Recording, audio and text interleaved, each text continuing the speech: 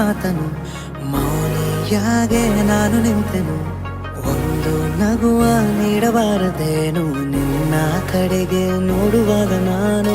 ಕೂಗೋಕಂತ ನಿನ್ನ ಹೆಸರನ್ನು ದನಿಯ ಚಂದ ಮಾಡಿಕೊಂಡೆನು. ಒಂದು ಸನ್ನೆ ಮಾಡಬಾರದೇನು ನಿಮ್ಮ ಕಡೆಗೆ ಓಡಿ ಬರುವೆ ನಾನು.